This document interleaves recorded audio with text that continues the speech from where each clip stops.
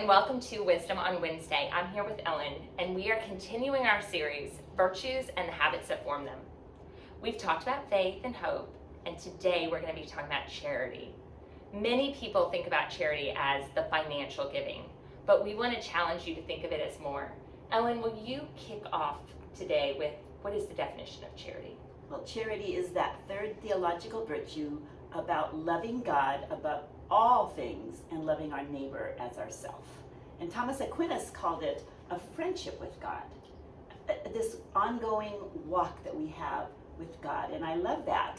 And that's what we want to do. We want to raise up kids who love God and see Him as someone they walk throughout their lives with, and that they learn to love others as themselves. I love that. And that friendship with God really weaves into all of our virtues. Right. So we have shared some habits that you can model your own friendship with God. We talked about weaving your children into your prayer time, starting your day with a devotional, and then having that prayer consistent throughout the day. Having a morning ritual where your gaze begins in the morning with the Lord, because we all know that where you begin your focus is where then your focus is throughout the day. And so we've talked about all of those things, but really the core of a friendship with God then leads to a friendship with others. And we also want to model for our kids that deeper relationship and how to have those deep relationships with others. So will you share some habits and tips that we can model for our children? For sure. So first of all, keeping in mind that our kids need to gain an identity that is God and other-centered rather than self-centered like the culture promotes. So maintaining that type of a conversation about who they are just on a regular basis as our kids grow up. One of the things I'm doing on Tuesdays, and I've just been doing this now for 2 weeks with my grandkids, is I decided to be more specific about what love or charity looks like. So I took 1 Corinthians 13, which isn't just about a wedding, and I broke up those pieces onto little note cards and stuffed them into a jar. And I let each week a child pull one out. I only do this on Tuesdays when I actually journal with them.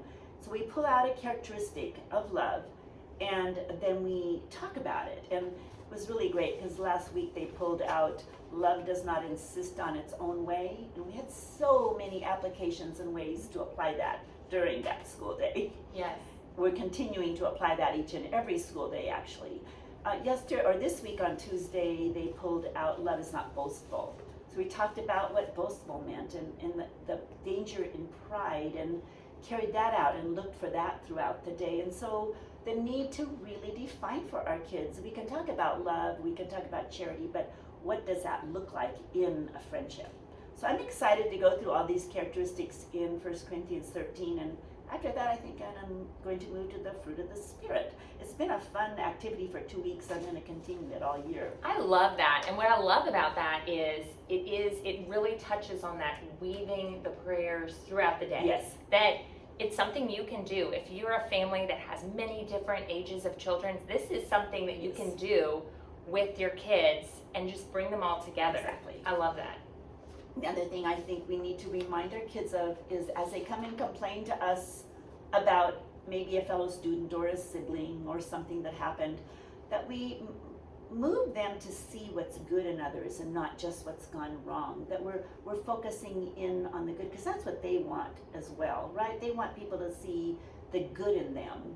Maybe even challenging your kids to figure out a way to show kindness to someone who they would consider an enemy, right? That they're aware of the need to be charitable to all people. And as adults, I think we need to model this for them as well in our conversations. I love gathering my grandkids together at the start of the school days and asking for prayer requests. They are full of prayer requests for other people. I always tell them that we're going to be bringing up prayers for other people. And of course they will bring up Ukraine and they'll bring up all sorts of things, but it's a chance to really hold up those in need in prayer as a group and teaching our kids to bring these prayers to the Lord together. It's a really, really sweet time. I would also encourage your kids to consider ways to be inclusive to those kids who maybe don't know that they fit in yet, maybe a new student or someone who just feels awkward socially, and that's challenging and stretching, but that's what it is when we're growing virtue. It is a stretch. It's a stretch. And it takes practice, and it takes putting it into practice regularly.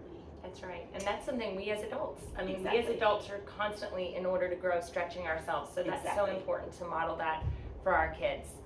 And then one last thing I want to add is service. Yes. Modeling service for your children. There are so many great ways that families can serve together. And that is just another way that we can truly show charity. Yes.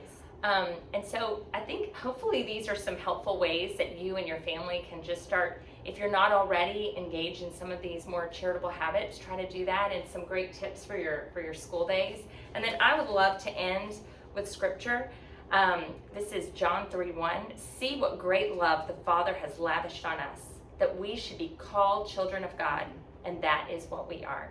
So that is just trying to be charitable to all children of God. Thank you for joining us today, and we will see you next week.